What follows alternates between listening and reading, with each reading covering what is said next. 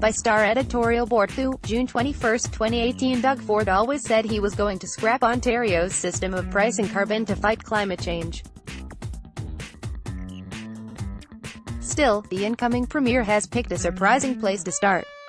Incoming Premier Doug Ford has killed the Green Ontario fund that helped homeowners and businesses reduce their energy costs. Richard Lautens, Toronto Star, his first act in dismantling the provincial cap-and-trade regime is to kill the program that helps ordinary Ontarians, homeowners, renters and business owners, lower their energy bills. Why? According to his spokesperson, that's simple. Doug Ford is delivering on his promise to put more money back into people's pockets, that he isn't actually doing that, and, in fact, is doing quite the opposite. Seems not to faze the Ford camp in government any more than it did when this was just a campaign slogan. The Green Ontario Fund is putting money in people's pockets for installing smart thermostats, insulation, windows and other energy-efficient items. And still more money in the pockets of the business owners and workers who provide them.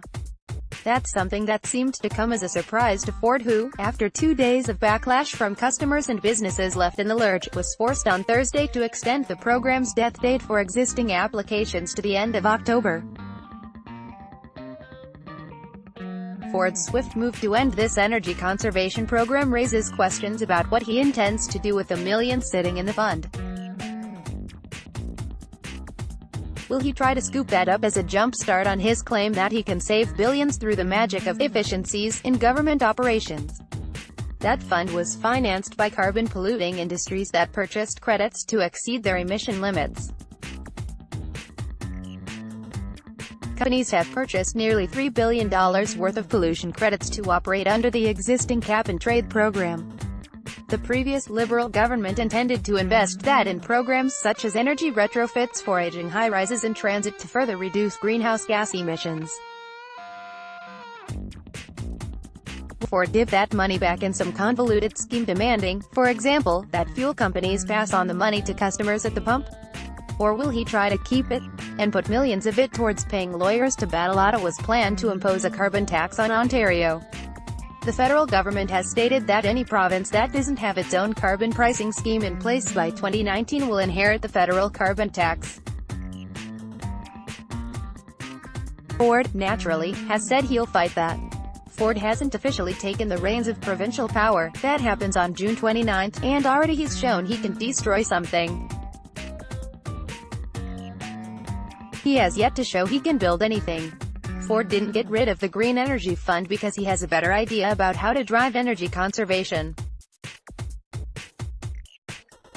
Nor is he promising to scrap cap-and-trade because he thinks there's a better way to combat climate change. He seems not to be thinking about that at all. For him, environmental issues have far more to do with politics than a dangerously warming planet. His predecessor as party leader, Patrick Brown, at least had a plan to replace the provincial cap-and-trade system with the federal carbon tax. Climate change is real. Even Ford has said he believes it's a problem. But it's not one that, so far, he's shown any vision or interest in tackling. Ontario's existing cap-and-trade regime, which is linked with Quebec and California, is a serious effort to fight climate change by putting a price on carbon. It's also the way of the future. Europe is on board and, increasingly, so are American states.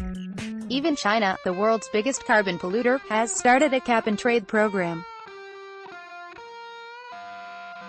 During the election campaign, Ford routinely made breezy pronouncements and said the details to make some sense of it would soon follow. They never did. He was elected without ever releasing a comprehensive document on his plans to govern Ontario or, just as crucially, how he'd pay for what he did promise. That's a troubling pattern he seems intent on continuing. When IT comes to expert advice, come to US, new NEWSLETTERADVICESIGN up.